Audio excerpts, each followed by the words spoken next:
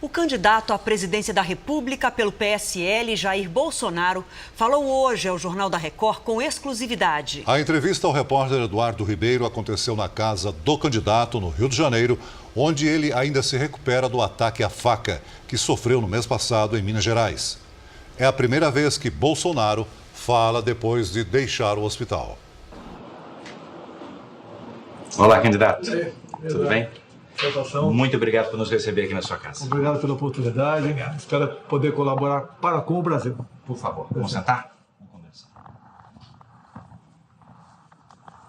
Candidato, essa é a sua primeira entrevista desde a alta médica. Eu imagino que todo brasileiro, nesse instante, independentemente da opção político-partidária, quer saber como é que está o estado de saúde do homem Jair Bolsonaro numa semana tão decisiva. Qual o seu estado de saúde agora? Primeiro, eu só tomei pé da gravidade do atentado 2 dias depois do mesmo. Eu não sabia o que estava acontecendo. Eu costumo dizer que Juiz de Fora não foi onde levei uma facada, foi onde eu nasci de novo. Então, meu eterno agradecimento aos médicos da Santa Casa de Juiz de Fora. Fui, então, para o Alberto Einstein, em São Paulo, e uma semana depois eu fui submetido a uma nova cirurgia, tendo em vista o quadro infeccioso que se aproximava. Porque a agressão, ela cortou muita coisa de mim, e uma das coisas muito graves, cortou o intestino grosso, onde você espalhou fezes por todo o organismo. Então, o problema de infecção generalizada se fazia presente.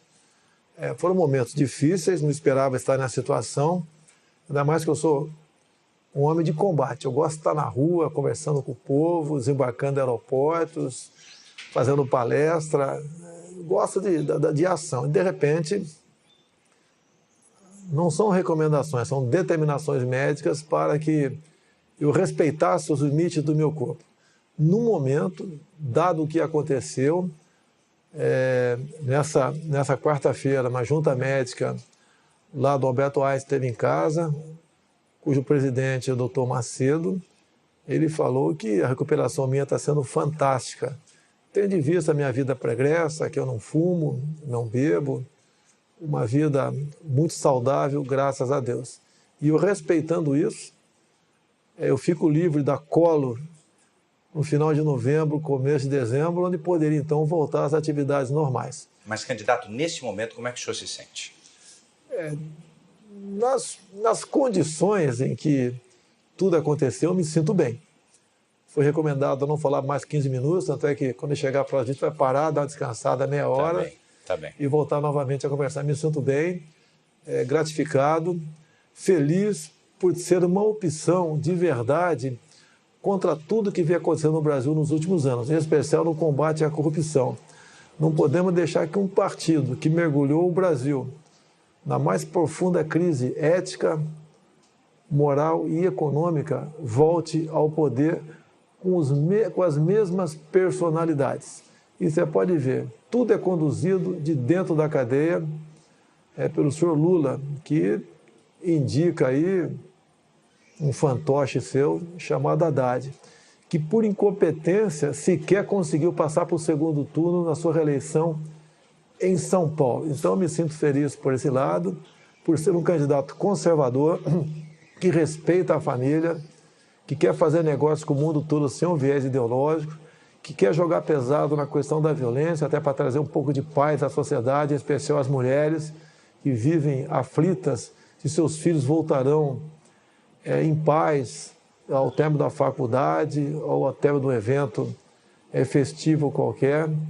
Então, esse é o que me proponho, unir o povo brasileiro. E a esquerda sempre tentou nos desunir, criando castas, negros contra brancos, nordestinos contra sulistas, ricos contra pobres, filhos contra os pais, na lei da palmada. Um pai não pode corrigir um filho. Qual pai quer dar uma palmada no filho? Ninguém quer, mas se você vê obrigado a fazer isso, você tem que fazê-lo. O Estado, que usurpa do momento dessa situação para punir os pais que, porventura, dão tapa no bumbum de um filho. E nós queremos resgatar a credibilidade do Brasil junto ao mundo aí fora. Saí um pouco do Brasil nos últimos meses, estive na Coreia do Sul, Taiwan, Japão, Israel, Estados Unidos, e é difícil, mesmo não sendo empresário, ser recebido com o manto da desconfiança. O Brasil, que sempre teve muita credibilidade aí fora, pela alegria do seu povo, pelos contratos, pela palavra, pelo aquilo que nós possuímos de bom aqui no Brasil, tudo isso, ao longo dos últimos 13 anos, foi jogado na lata do lixo. Vamos, se essa for a vontade de Deus, recuperar o nosso Brasil. Essa entrevista também é a primeira desde a conclusão do inquérito policial sobre o que aconteceu em Juiz de Fora. A Polícia Federal e o Ministério Público concluíram que o senhor foi vítima de um atentado com motivação política e com premeditação. Eu sei, o senhor já disse que não acredita que ele agiu sozinho. Agora, olhando para trás, quase um mês depois, vai fazer um mês agora, que conclusões o senhor tira daquilo tudo? Olha, o processo está sendo conduzido por um delegado que por 2 anos foi o homem de confiança de Fernando Pimentel, governador de Minas Gerais. A Polícia Federal, eu não quero acusá-la, poderia ser outro delegado, até para buscar isenção. Nessa equipe que investiga, temos conhecimento, tem muita gente isenta e outra até simpática à minha causa. Então, eu não quero precipitar uma declaração nesse sentido.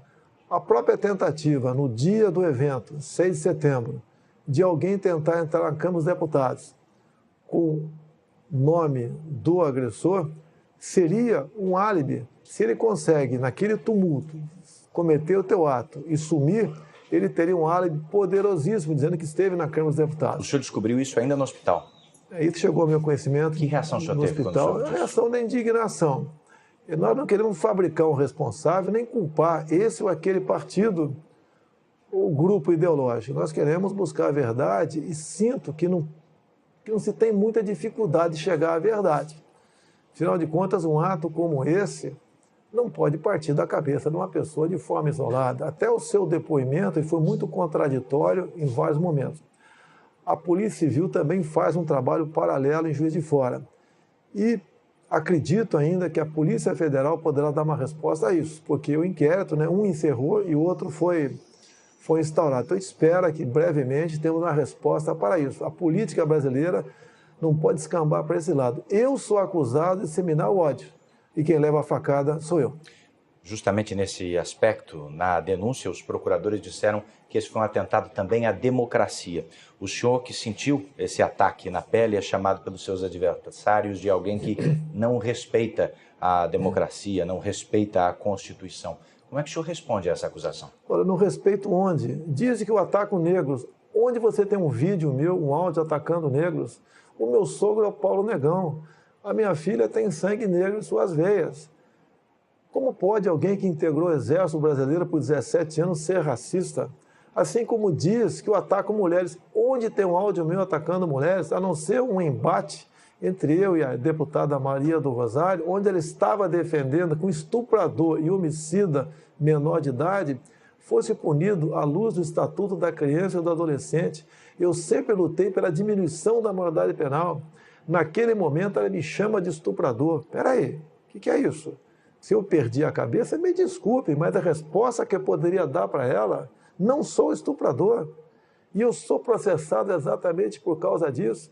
Um tempo atrás, fui acusado de perseguir nordestinos. Como?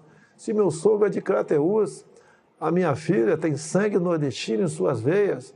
O Brasil é um só povo. Não podemos continuar aceitando a divisão de classe no Brasil, como a que mais nos afeta, que eu sou homofóbico. Quando descobriram, entre aspas, que eu sou homofóbico, descobri em 2010 um plano do governo de, ao combater a homofobia, segundo eles, as escolas do ensino fundamental, ou seja, criancinhas a partir de 6 anos de idade, assistiriam filmes de meninos se beijando, de meninas se acariciando. Qual pai? Mesmo tem pai que é gay, que é isso para o seu filho em sala de aula. Cada um vai se descobrir no futuro e vai levar a sua vida e vai ser feliz. Jamais ofendi e agredi um homossexual. Não sou homofóbico.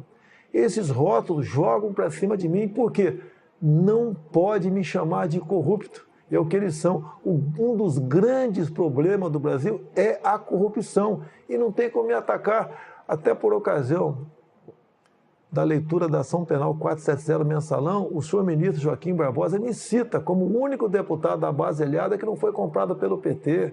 Há 2 anos trabalhamos com isso dentro da Câmara, via o deputado Onyx Lorenzoni. Nós não podemos, e grande parte do parlamento já concorda com isso, ter líderes partidários que, na verdade, funcionem como líderes sindicais. Não é dessa maneira. Essa semana recebi, via a deputada Tereza Cristina do DEM. Candidato. Opa. Vamos dar uma pausa. Vamos.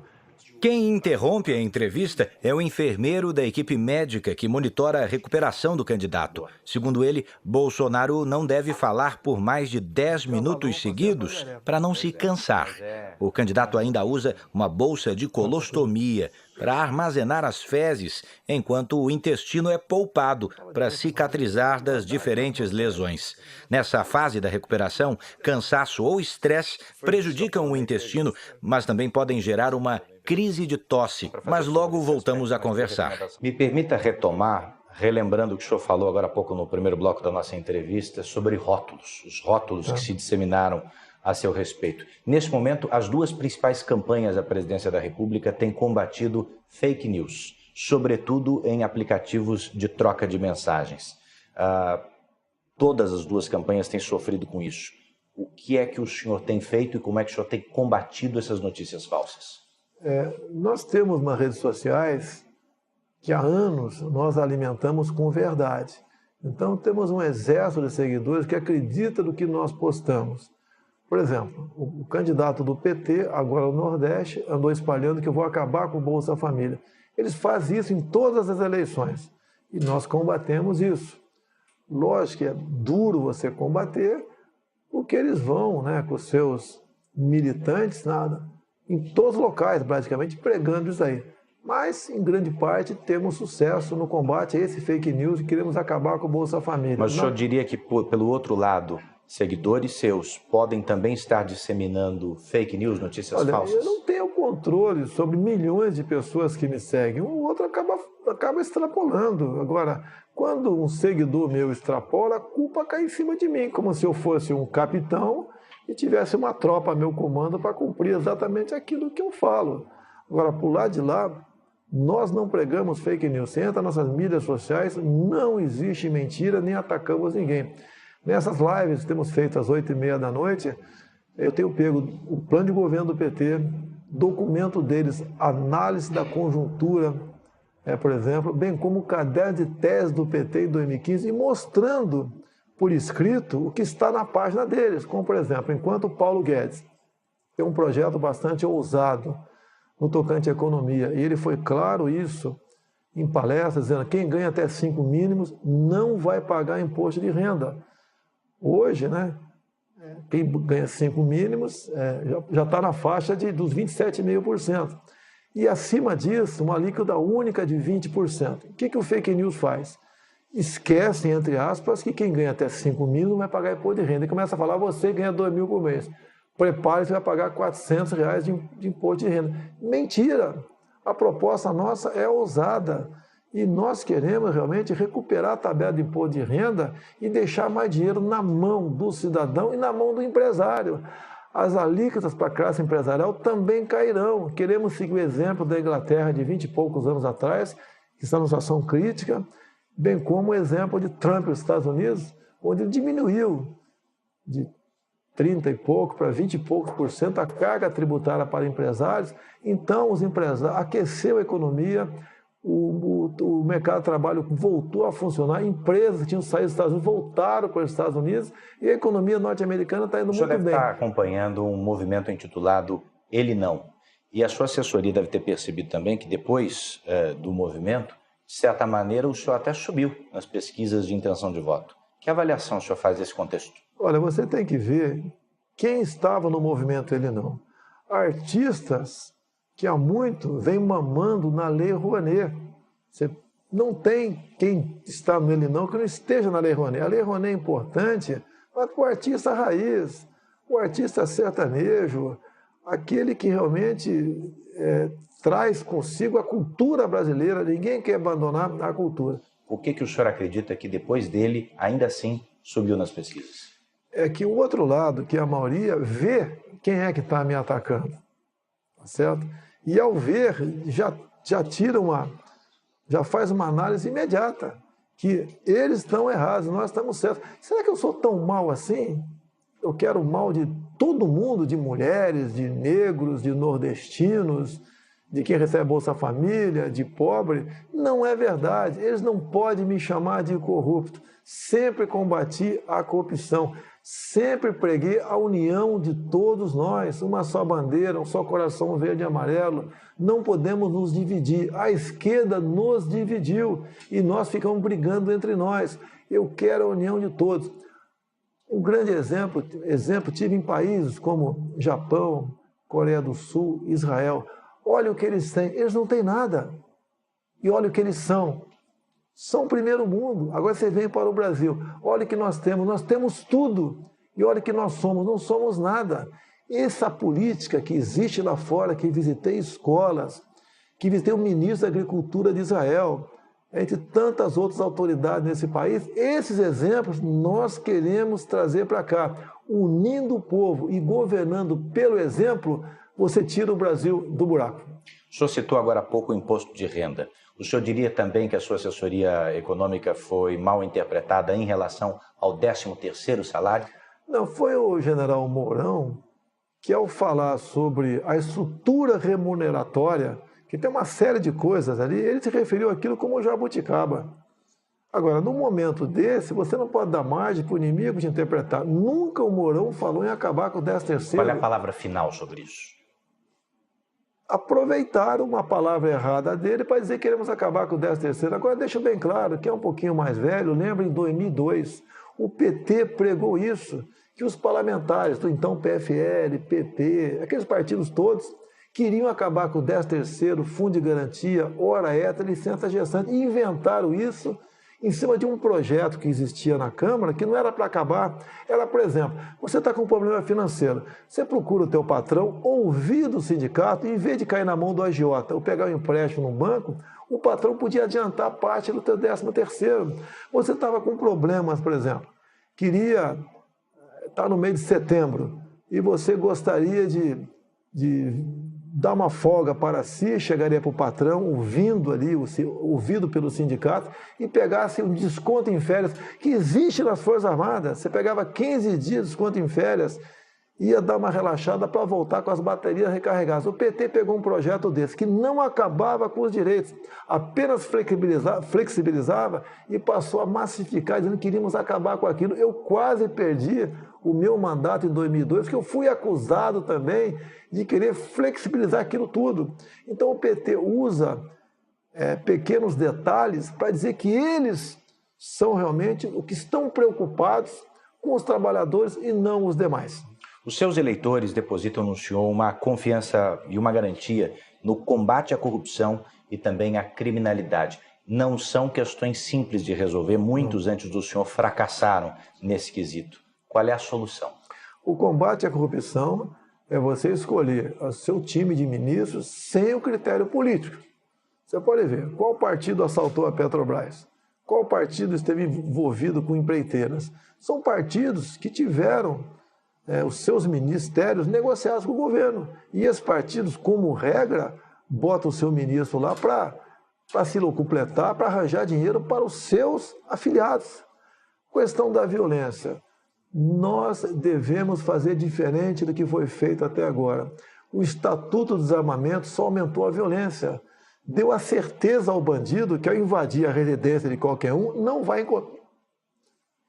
encontrar resistência. E mais ainda, olha que coisa esdrúxula, mais ou menos o seguinte. Vamos supor que você tem uma arma legal em casa, entra um marginal 2 da manhã. Você dá 15 tiros, pega 5 na canela. Não mata o cara. Você vai ser condenado por tentativa de homicídio. O vagabundo por invasão do domicílio. A pena dele é menor do que a tua. Nós temos que inverter isso. Tem um projeto em Brasília e, como presidente, teríamos menos dificuldade de aprovar. Ou seja, em legítima defesa da vida própria ou de terceiros. Na legítima defesa do patrimônio próprio de terceiro, você responde, mas não tem punição. Isso chama-se retaguarda jurídica, que vale para nós, cidadão de bem, e vale para os agentes de segurança, policiais civis e militares. Não pode um policial militar, após cumprir sua missão, 2, 3 da manhã, trocando tiro com marginal, com um fuzil. Onde tem isso no mundo? Só no Brasil. ele ser processado que o marginal veio morrer com 4, 5 tiros naquele momento de tensão enorme. Vamos mudar o nosso Código Penal para dar essa retaguarda jurídica para o cidadão de bem e para os policiais.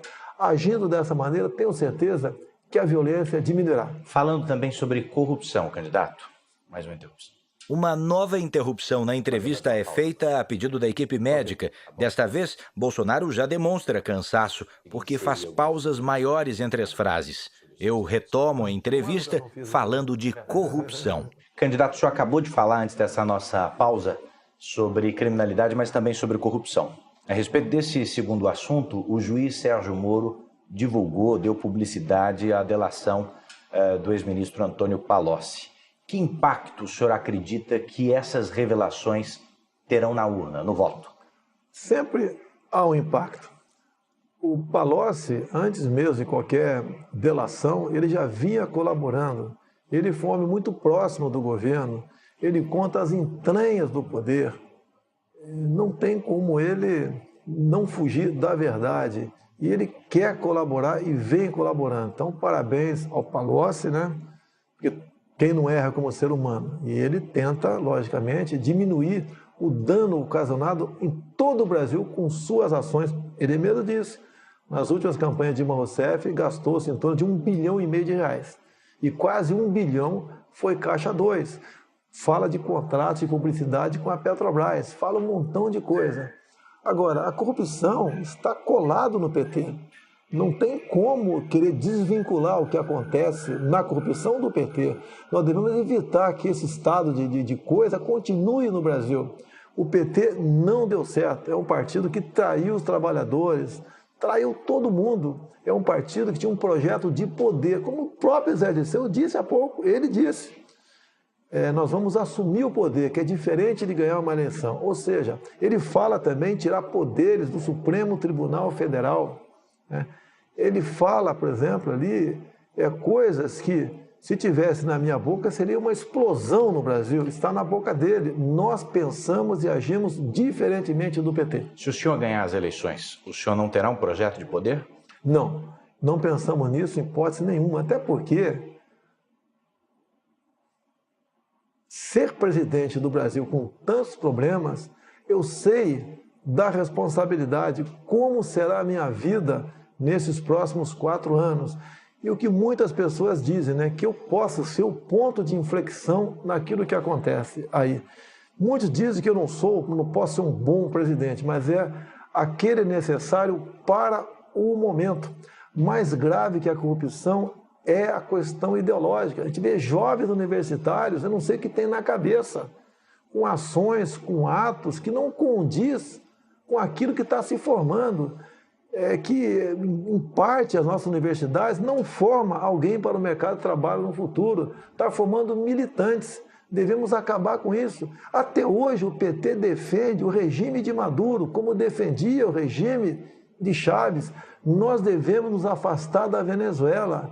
Temos que dar um pé no traseiro do socialismo, no comunismo. Não podemos admitir essa ideologia em nosso Brasil. Será o fim da nossa pátria se o PT conseguir chegar ao poder. Lamento, vou respeitar o resultado das eleições, até porque eu me preparei lá atrás para que tivéssemos uma auditoria por ocasião das eleições. Em 2015 aprovei o voto impresso. Lamento o Supremo ter derrubado com argumento da senhora Raquel Dodge, dizendo que a impressão do voto comprometia a segurança das eleições. É exatamente o contrário. Mesmo com 5% das sessões com o voto impresso, você teria um retrato no Brasil do que foram as eleições. Procurei o ministro Fux há poucos meses e pedi para ele que pulverizasse pelo Brasil, de acordo com a quantidade de eleitores, estas sessões com o voto impresso. Ele me disse que já havia tomado decisão nesse sentido. Tínhamos tudo para ter uma eleição tranquila. Lamentavelmente, essa interrogação aparece. E o apelo que eu faço àqueles que acreditam em mim: vamos votar, não vamos nos omitir, não vamos votar em branco, não vamos anular o voto. Muito pelo contrário, vamos convencer uma pessoa a votar na gente. O PT, todo mundo já conhece o que é e o que nos espera com Zé Dirceu voltando ao poder. Comigo, a certeza que vocês terão que eu serei realmente não mais um capitão do Exército, mas um soldado do Brasil a serviço desse povo que merece e tem tudo para ser feliz.